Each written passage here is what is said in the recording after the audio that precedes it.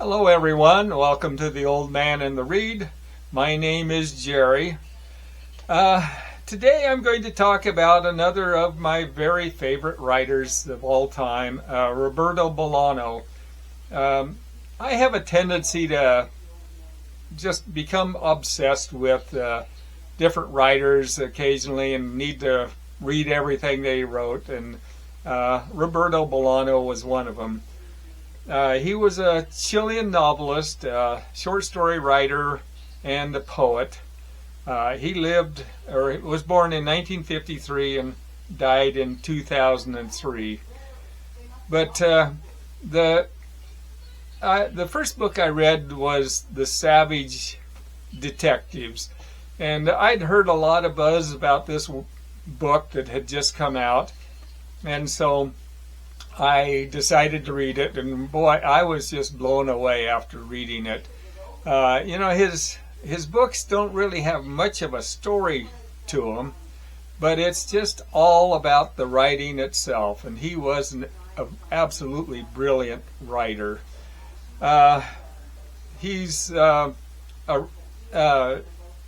of his books, in fact, I think all of the books I've read are translated by either Chris Andrews or Natasha Wimmer, and I have to say that the translations are just brilliant. The books read as if they had been written in English, and so I'll show you the books I've read and say a little bit about them. I'll mention that I'm going to show them in order of their translations because I don't know which books were written when. So the first book I have is By Night in Chile. This was translated in the year 2003, and this is a story that follows Father Sebastian Uratua LaCroix, who is on his deathbed. He's suffering from dementia, but he's confessing some of the events that occurred in his life, and you can tell in his story he has regret for much of it and some guilt.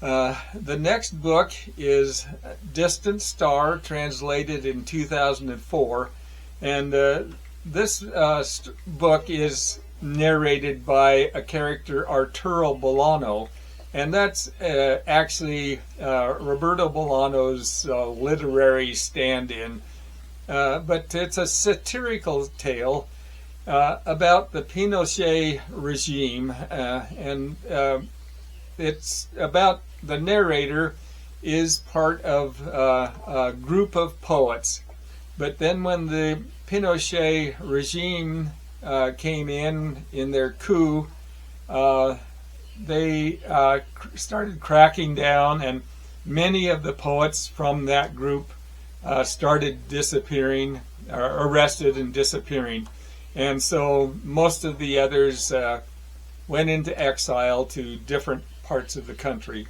or the world. The next book is Amulet, published or translated in 2006, and this is a story about when students protested the killing of students by the police at the National Autonomous University of Mexico. The army invaded the campus. During the invasion, Exilio, who was known as the mother of the young Mexican poets, happened to be in the restroom at the time, and fearing that she would be arrested, she hid in the restroom and stayed there for 13 days. The next book is Last Evening on Earth, translated in 2006, and this is a short story compilation. Some of the stories, one of them is Mauricio the Silva, and the narrator is telling about a man he first met in Mexico known as the Eye.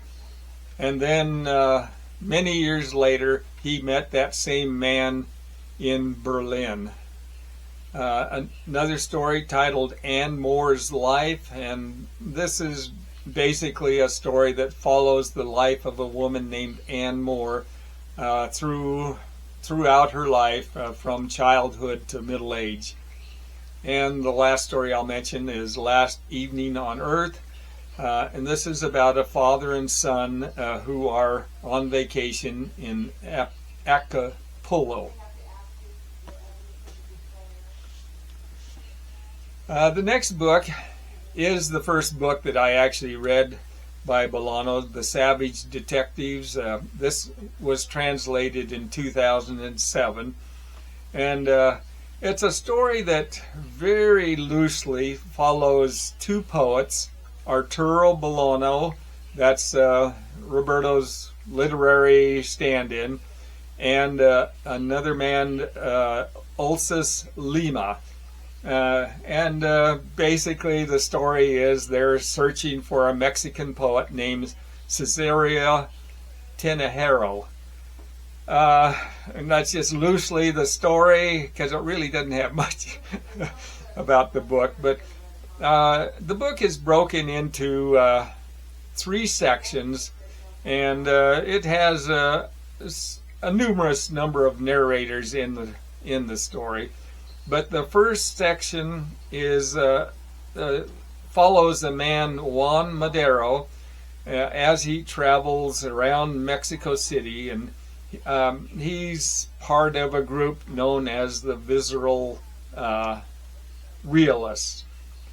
Then the second part of the book, which comprises most of the book, probably over 2/3 of it, is a section that's broken into just numerous little parts, and each of the parts is an interview of a variety of people, and they're telling about their encounters with Arturo and Ulysses.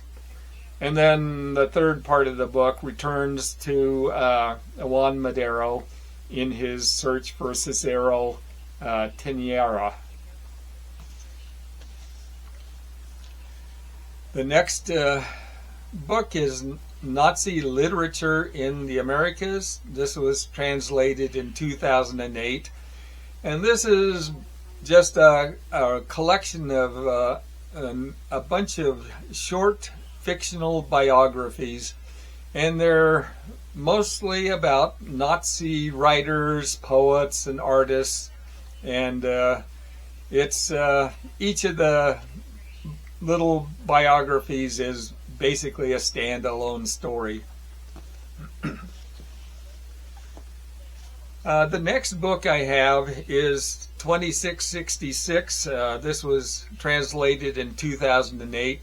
And when I had first read Savage Detectives, at the time I found out that there was another book coming, 2666, that hadn't been released yet. And so I was eagerly anticipating the book. I think it was just about a year before it actually came out. But this is another just really brilliant book by Bolano. But this was written as Bolano, the last years of his life when he was dying of liver cancer. But it's a just multi-layered and rather fragmentary novel, and it explores a whole variety of different themes. But the book is broken into 5 parts, but most of it focuses on a whole series of unsolved murders that take place in a place called Santa Teresa in Mexico, and most of the stories are about the rape and murder of women at during a certain period of time. And each of the sections of the book read almost like separate books themselves. I have to note that when I read the book, I felt that the ending seemed a little bit rushed, and that Bolano hadn't said everything he wanted to, but he was dying of cancer, and I think he was afraid he wasn't going to be able to finish the book, so he summed it up fairly quickly. The next book I have is The Return.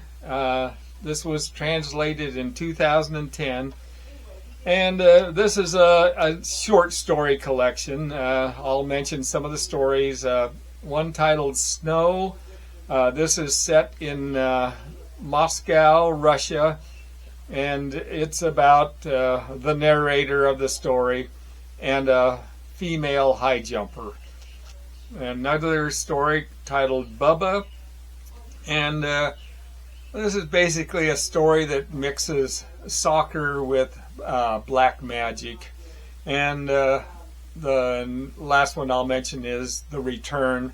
And this is about a man's spirit living on past his death.